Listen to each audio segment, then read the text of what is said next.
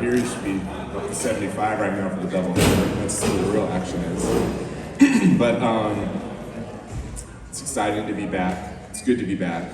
There's been a lot of energy in our gym, the OTAs, and it's been fun to see guys all participate in that and show up and see how we've made some moves here.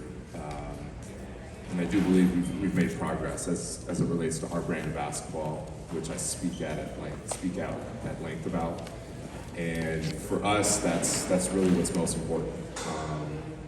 We have goals, we have long-term goals, but for us, what we can control are the everyday actions that make us who we are.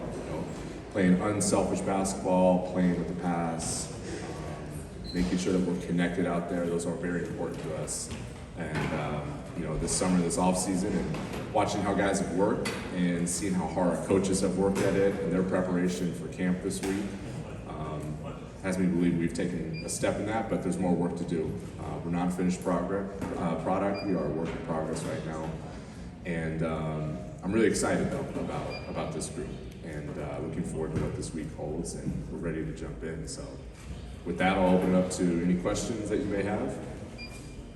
You touched on it a little bit, but I was curious how confident you feel the work that you did do this summer has kind of helped to set you on a path and where you feel the plan is that you guys have to building a championship contender. I really believe it. The group, from our staff to our coaches, they've worked tirelessly this summer. Going back to some moves that we made to even the draft, really addressing some things that for us were really important to hit on going into this season, and adding more of the characteristics that we believe in time will net us those big results that we want. But as I said, the focus is really about what can we control, and what we can control right now is the next best action on the court, off the court, making sure we're as connected as possible.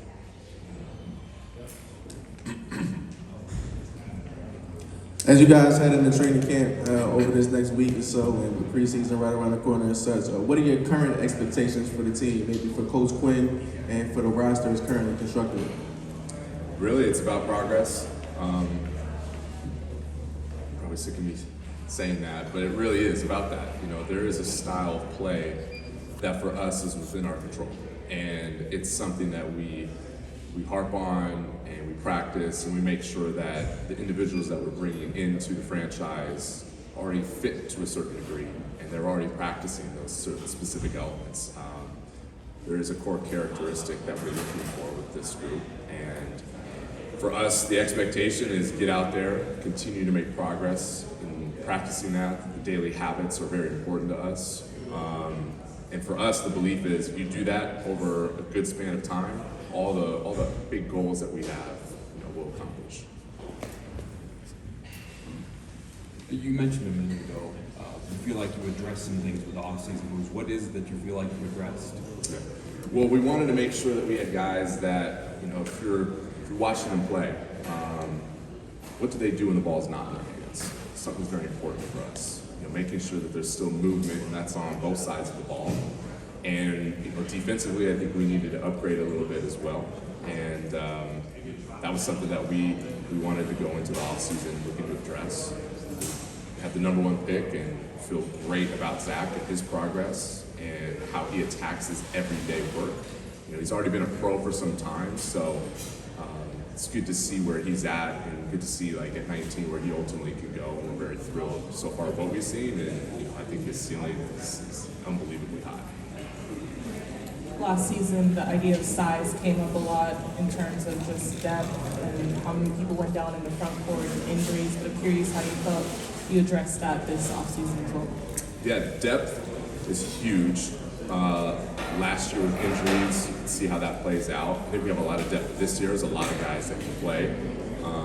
There'll be some challenging decisions that have to be made when it comes to the lineups. Wanted to definitely address some sizing stuff as well, get bigger at the wing.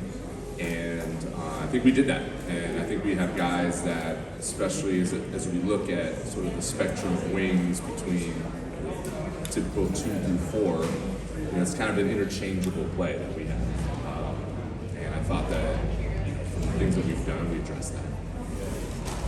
was a busy offseason for the Hawks with the Murray trade and the number 1 overall pick. But it's all in the rear view now. Just curious, what do you think you learned most from this offseason? What excites you the most about this new team? Looking kind of at OTAs and watching how this group gels, not just from a personality standpoint, but really in how they play is what most excites me, because that's what I've been talking to you all about a ton. And that's where we have a belief that that's a cultural thing, and how you play is a cultural thing. So it's exciting to see what these guys are doing, the versatility that they show. What are they doing when the ball's not in their hands, as I mentioned earlier, is really important. And I like the effectiveness that we see so far going into training camp. There'll be some things that we have to clean up, some things that I know Coach and his staff have been working really hard on. But I like the progress we've made, but we have more to do for sure. Hello, Landry. David Lee with Afro. I wanted to follow up on a question that Lauren asked about size. So since your takeover as the lead GM, there's been an increase in positional size, versatility, and length across the roster. I'm curious, when it comes to a player like Dyson Daniels, who's a little bit more tangible impact, he's played a sizable amount in the NBA, but when you're evaluating someone like Dominic Barlow or David Roddy, who doesn't have that same sample size, how do you evaluate those players and see how they fit in the Hawks going forward? You evaluate them. It's a quantity thing. It's not just you see them once or twice. Like, it is a full range of evaluation and scouting that you do. You brought up David Roddy, who we made that deal this summer. Who we identified, throughout time, and then this summer league, we were really pleased with his play and progression and some of the strides that he made on the court. So looking at more of our brand, we saw him and kind of dating back to even when he was at Colorado State, the things that he could do, which he's not necessarily shown too much in the NBA. We feel like, hey, that really fits. Can we unearth some of that we saw before he even got to this level? And so that's exciting. And he's a guy that, watching how he's played the last few weeks, has been fun to see, because you start to see like, oh, there's some things that he can do with the pass and the toughness that he brings, his great voice as well. He works his tail off. So that's been really good for us. Dyson, incredible defender, continuing to evolve in his offensive game. Watching him from Ignite to where he's at now, he has that playmaking ability and the versatility that he shows. And when he doesn't have the ball, he's still effective out there. And another key character that fits our group and our ethos. So both those guys have been great so far. Hey, Landry. Over here. So obviously Kobe Buffkin, Moge, and Seth, they were dealing with those injuries. Just what have you seen from them, and what do you expect from them this upcoming season? Yeah, the injuries, they've been tough. Kobe's was like the worst time. We were excited to see what he was going to do this in Summer League, continue to advance him personally and then for us as well. But he's back to full health. Mo is back to full health. These guys have been in the gym all summer. Seth is almost back, and Yeko, who's also in an injury, he's made some strides right now. There's been no setbacks with any of those guys. And it's just good to see. It's good to see how they've grown closer together as well.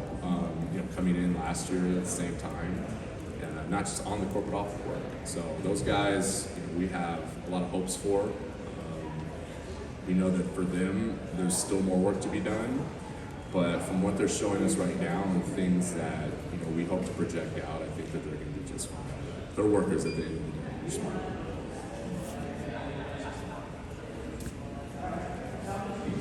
So when going into the offseason with critical decisions like this past one, how did you balance sticking to a plan while also being opportunistic? Which past one? I'm sorry. So this offseason, obviously with the Murray trade and other decisions, how did you balance a plan going in, but while also being opportunistic with something that came up? Right. Got it. We've created definition and guidelines and guardrails, I would say, to what we want to build with and what we don't want to build with. And looking at how we've addressed some things, kind of focuses in on certain characteristics for us as it relates to how players play. And looking at the market this summer, I think we took advantage in areas that we could. And we also knew that there were some things that we weren't going to do just simply because it didn't fit us. It doesn't fit who we are and what we want to build into. And you know, that's always a balance, as you say. We've got things that we want to do that we know will help make progress. The timing on that and when we can start to see results that we want remains to be seen. But I know for our group, it is a focus, especially in a new cap environment where you have to be very diligent and mindful of how you're building out rosters, not just this year, but the next 2, 3, 4 years is critical. And you know, we don't want to just have a bloom and then it fizzle out. Like, we want to be in a position where we have that and can have a level of sustainability. And that takes a lot of creativity and a lot of work and planning for that. So, kind of piggybacking off of that, we just saw a pretty big trade in the NBA just a few days ago. With it coming right up on training camp, do you like to have your roster set by training camp, or are you still willing to listen to offers and see what's out there? I would always still listen. I think that there's opportunities that could still be had. It's ideally not the best because you're starting to make progress in preparation for training camps. But until we're at a spot where I feel like, hey, we're in a really good place, like I'll listen. But there's also the balance of knowing how the team has come together the weeks prior and some things that you project out, because we want to put our coaching staff and players in a tough position, you know, with anything. That's no knock to what they do. They got to do what's best for them. But for us, those are things that we're always going to weigh, and making sure that the fabric of the group is still strong going into the season, even if we don't believe we're where we need to be yet. But we will definitely listen. It's part of my job to make sure that we're always growing. Landry, how do you envision Cody Zeller's role, part of that trade? And obviously a lot of front court depth, so what do you see from him on this roster? Yeah, it's still an evaluation right now as it relates to our roster and how that's going to shape up going into training camp. You know, we're in talks with his camp, just kind of see what that's going to look like for the future. Hey Landry, last year you guys brought in Patty Mills and Wes Matthews to be like solid veteran presences and vocal leaders, but during this offseason, Trey has taken a lot of steps to leadership and to train and welcome some of the newer and young players. So what sort of confidence does that give you that Trey has taken that next step as a leader? I'm really thrilled with Trey this offseason and the steps that he has taken in his leadership and things that he's been working on, and you know, the level of partnership that we have with him. And I'm excited for him. I think that this year for him is going to be one of his best, and I don't even mean that from a statistical standpoint. He's a fantastic player. The stats are going to be what they are because of who he is and the skill level that he has. But when I mean best, I mean exactly what you've identified and things that we've seen too, and things that we're more in partnership with now. And just making sure that, you know, hey, this is the better players on this team. So it doesn't all come down to you. Like, he understands like it's a collective, and that's part of who we are as well. Understanding that you know, the whole is something that we're always focused on, but watching him take those steps and practice those, you know, I couldn't be more thrilled for him. We're really excited. I'm really excited for him and how he's going to impact our group this year. Looking forward to it. Hey Landry, I was curious about Quinn and him heading into the final year of his contract with you guys. How do you envision his future, and what would you like to see out of him this coming season? Quinn's a worker. He's worked this season. You know, we're well aware of the contract statuses with all of our guys, and the focus right now for us and for him, frankly, is just to like be as good as he can, start a training camp and beyond. You know, we have a lot of depth at our front court, which is a really good thing. You need every position, but you definitely need that position here in the NBA. And you know, watching him work and attack every day has been good. And you know, when we get to contracts and all that stuff, we'll get there. But right now, the focus is to start a training camp. Like, let's go be great this year. Hey Landry, I wanted to go back to about Zach. I know you guys talked about it a little bit after the draft, obviously what led you to that pick. Just a kind of a refresher for the fans on what to expect with him as a player and what vision you guys have for him, and also just a little bit kind of inside the NBA. Does a franchise drafting someone from a foreign country, do you guys have plans to kind of acclimate him, you know, getting him used to the city of Atlanta? I know he's been going with Trey a lot of places. Just kind of wanted to see what that process was like. So I'm going to intertwine kind of what you said because you almost answered your own question for us at least. Yes, the expectation for him is to come in and absorb. It's a new country, and you know, he speaks the language very well. You know, but that's still going to be a thing in terms of how things are getting translated. But he's fantastic. Like the expectation for him is to get in, do your work. You know, whatever opportunities you have, make the most of them. He's a fantastic player now, and we're only more and more excited about his ceiling and his future based off what we're seeing so far and the steps that he's taken, and watching how he's evolved even from Borg to where he's at now. I'm thrilled for it. I'm excited, but for him, it's about, hey, this is a new thing, and with new things, there'll be some mistakes, there'll be some things that you have to grow through, and we're going to support him through that. But that answers both of those. I think. To piggyback on the last question, what are your thoughts about the global impact of the game of basketball, especially after we saw what happened during the Summer Olympics? I love it. I think it's great for the game. You know, I know the league is always looking to expand and figure out ways to really globalize this game. And watching what we've done, you know, in the Olympics was fantastic. You know, like Team USA is a great team, and watching them how they've overcome certain adversity throughout that process was really fun to see. And it was really cool to see some of our own guys there, right? Like Dyson, and the impact that he had on Team Australia, and Bogey with Serbia, and becoming the team's all-time leading scorer, and hearing the stories of how he's galvanized that group and some of the leadership that he's taken on. You know, when they lost that game, I think all of us that were watching it, we felt that. Like I felt it through the screen, and you know, we showered him with a ton of support afterwards. It's like, man, you just embody a lot of what we really value here, and we know that who you are and the approach and work ethic that you have, and the tenacity and competitiveness that you play with, is only going to translate into this season. But it's really fun to see and watch those guys. It's always cool when those guys get those opportunities, and for us to watch them throughout those Olympics.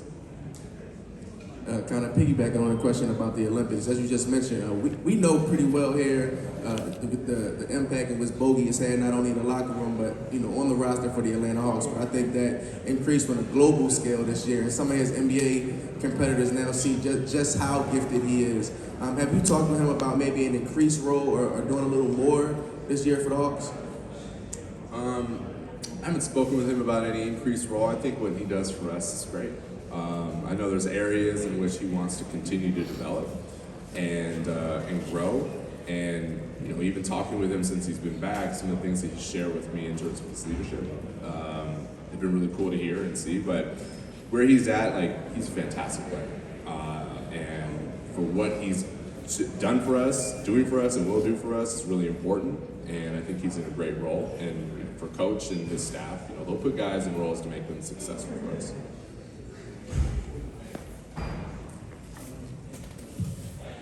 I know Nicola is not under contract yet, but a guy you drafted this summer. What do you expect that situation to look like? I know he's still banged up too, but what's the latest on his status? Yeah, still trying to get him healthy. Looking at a few different options for him, and you know, likely a stash opportunity for us. And I think it's probably where we'll see him go.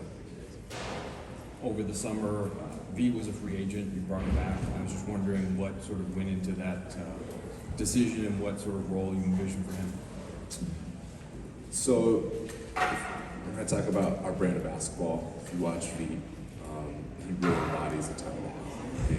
And what he's done from the time he's gotten to the league to where he ended last year, I think he's made huge strides. The development that he's had, how he approaches the game, how he's for his teammates, and like that's something that you want around, regardless of playing time. For us, it was really important to make sure that we got him back with us because of all of that. And the more that we have of that, I think that's the cultural piece that we're looking for, and he fits that very well. So, not sure what it'll look like from a lineup standpoint just yet, but I know that we've been in conversations with Coach and his staff on some of that stuff, so we'll see where that falls.